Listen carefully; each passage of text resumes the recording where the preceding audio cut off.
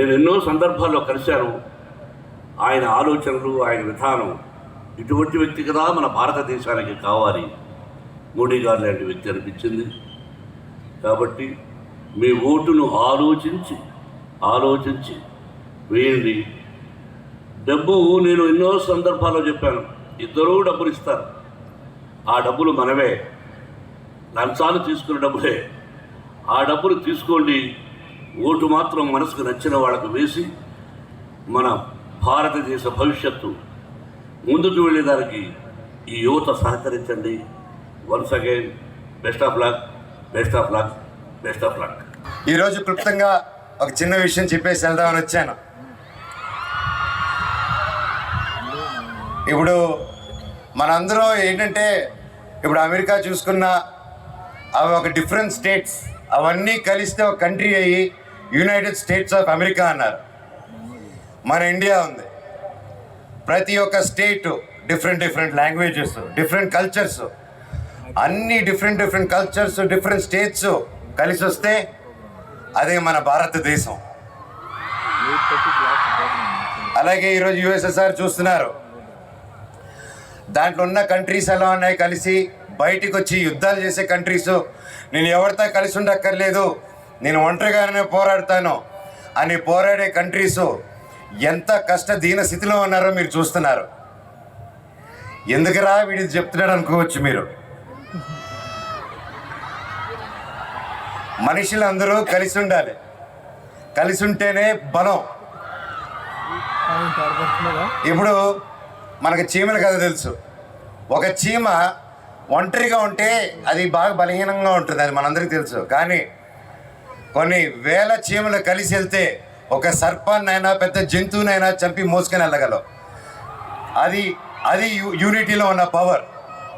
అలాగే గడ్డి పరక కథని తీసి పారేస్తే, గడ్డి పరక చుట్టి వేస్తే ఏనుగునైనా కట్టేయచ్చు బ్రదర్స్ అండ్ సిస్టర్స్.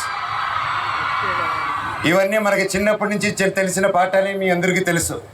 మళ్ళీ ఎందుకు చెప్తున్నానంటే, మీరందరూ కలిసి ఉండాలి. ఈ కథలన్నీ నిజం, వాటి నుంచి మనం మంచి చూసుకొని నేర్చుకోవాలని. కానీ ఈ మధ్య ప్రేమ కనిపించట్లేదు. Love is vanishing. ఒకరికొకరు దూరం పెరుగుతుంది. ఎదురుపడి హాయ్ అనే దానికన్నా వాట్సాప్ అని చెప్పేదానికి టైం ఎక్కువ అవుతుంది. మనుషుల్ని విభజించి పాలించకూడదు, కలిసి పాలించాలి. లైఫ్ అలోన్గా ఒంటరిగా మీరు సాధించవచ్చు. కాకపోతే ఆ సాధించే క్రమంలో మీ కూడా ఉన్న వాళ్ళని, మీకు సహాయపడిన వాళ్ళని మర్చిపోకండి. ప్రతి ఒక్క స్టేజ్ పెరిగే కొంది మీకు కొత్త పరిచయాలు వస్తుంటాయి. కొత్త పరిచయాలు వచ్చాయి కదా అని చెప్పేసి పాత వాళ్ళని వదిలేస్తే మనం మనుషులు కాదు, మృగాలం. సో గతాన్ని మర్చిపోకూడదు, మన పాత స్నేహాన్ని మర్చిపోకూడదు. ఈ క్యాంపస్ నుంచి మీరు వదిలి వెళ్ళినప్పుడు ఇక్కడి నుంచి మీరందరూ విడిపోయి వెళ్ళట్లేదు. ఇక్కడి నుంచి ఒక గొప్ప వసుదైక కుటుంబం అనే ఒక ఫ్యామిలీని క్రియేట్ చేసుకుని బయటకు వెళ్తున్నారు. మీరందరూ టచ్లో ఉండాలి. ఆల్మినీ స్టూడెంట్స్ కూడా ప్రతి ఒక్కరూ మనతో టచ్లో ఉంటారు, వస్తూ ఉంటారు. నాకు చాలా ఆనందంగా ఉంది. They keep doing events. మీరు కూడా విద్యానికేతన్ ఇన్స్టాగ్రామ్లో కానీ వాటి అఫీషియల్ పేజెస్లో మీరందరూ సైన్ అప్ అయ్యి అందరూ టుగెదర్నెస్ మెయింటైన్ చేస్తారని దేవుణ్ణి కోరుకుంటున్నాను. ఒక లీడర్ క్వాలిటీ బ్రదర్ విభజించి పాలించుట కాదు, అందరినీ కలుపుకొని వెళ్ళేటోడే లీడర్. అర్థమైందా? సో వీడొద్దు, ఈగో, సెల్ఫిష్నెస్ ఇవన్నీ మనిషిని కిందకి తీసుకొచ్చేస్తాయి. ఎప్పుడైతే మనిషి ఇదంతా నాది, ఇదంతా నేనే చేశాను అని అహం మొదలైందో అతని పీస్ ఆఫ్ మైండ్ ఆ రోజుతో ఆగిపోయింది. మనిషి ఆ రోజు గెలవచ్చేమో, కానీ చివర వెళ్ళేటప్పుడు ఆఖరిగా దేవుడు కాసుకొని ఉంటాడు మన కోసం. అప్పుడు ఆయన అడుగుతాడు, నువ్వు ఎంత సంపాదించావని అడగడు, ఏం చేసావని అడగడు, నీ జీవితంలో ఎంతమంది ఉన్నారు, ఎంతమందికి సాయపడావో మాత్రమే అడుగుతాడు ఆ దేవుడు. సో గుర్తుపెట్టుకోండి, వెళ్ళే మార్గంలో హెల్ప్ చేసుకుంటూ ముందుకెళ్ళండి. ఓటుకి డబ్బుతో అమ్ముడుపోకండి. మన జీవితం ఎంతో ఉంది.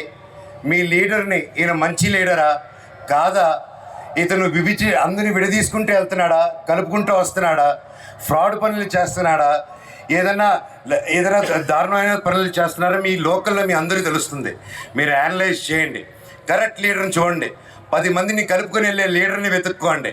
వాళ్ళ ఫ్యామిలీకే హెల్ప్ చేయని వాళ్ళు, వాళ్ళ చుట్టుపక్కల వాళ్ళకి హెల్ప్ చేయని వాళ్ళు మీకేం హెల్ప్ చేస్తారు. అది గుర్తుపెట్టుకొని కరెక్ట్గా చూస్ చేసుకొని మీకు మీ ఏరియాలో ఉన్న పేదవాళ్ళకి ఏ లీడర్ వస్తే సపోర్ట్ అవుతుందో అనలైజ్ చేసి కరెక్ట్గా ఓటేయండి.